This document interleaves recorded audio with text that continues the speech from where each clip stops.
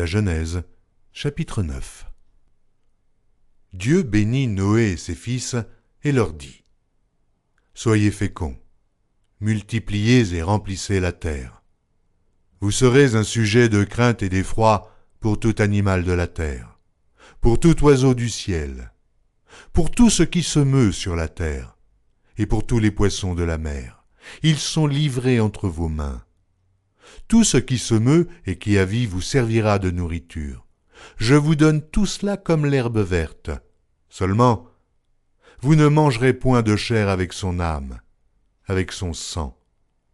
Sachez-le aussi, je redemanderai le sang de vos âmes. Je le redemanderai à tout animal, et je redemanderai l'âme de l'homme à l'homme qui est son frère. Si quelqu'un verse le sang de l'homme, par l'homme son sang sera versé, car Dieu a fait l'homme à son image. Et vous, soyez féconds et multipliez, répandez-vous sur la terre et multipliez sur elle. Dieu parla encore à Noé et à ses fils avec lui en disant : Voici, j'établis mon alliance avec vous et avec votre postérité après vous, avec tous les êtres vivants qui sont avec vous, tant les oiseaux que le bétail, et tous les animaux de la terre, soit avec tous ceux qui sont sortis de l'arche, soit avec tous les animaux de la terre. J'établis mon alliance avec vous. Aucune chair ne sera plus exterminée par les eaux du déluge, et il n'y aura plus de déluge pour détruire la terre. Et Dieu dit : C'est ici le signe de l'alliance que j'établis entre moi et vous, et tous les êtres vivants qui sont avec vous, pour les générations à toujours. J'ai placé mon arc dans la nue, et il servira de signe d'alliance entre moi et la terre.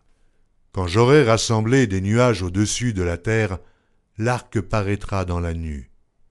Et je me souviendrai de mon alliance entre moi et vous, et tous les êtres vivants de toute chair, et les eaux ne deviendront plus un déluge pour détruire toute chair.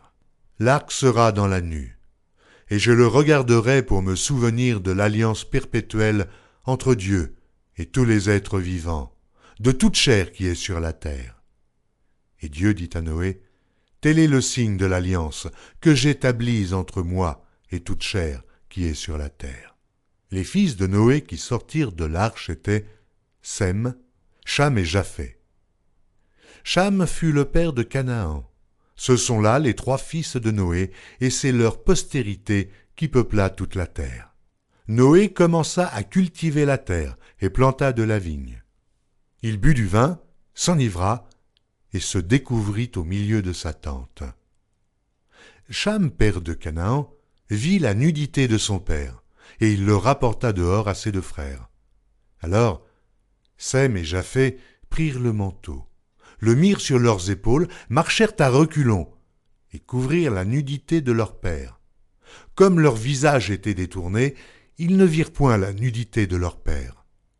Lorsque Noé se réveilla de son vin, il apprit ce que lui avait fait son fils cadet, et il dit : Maudit soit Canaan, qu'il soit l'esclave des esclaves de ses frères. Et il dit encore : Béni soit l'Éternel, Dieu de Sem, et que Canaan soit leur esclave. Que Dieu étende les possessions de Japheth, qu'il habite dans les tentes de Sem, et que Canaan soit leur esclave. Noé vécut après le déluge 350 ans. Tous les jours de Noé furent de 950 ans, puis il mourut.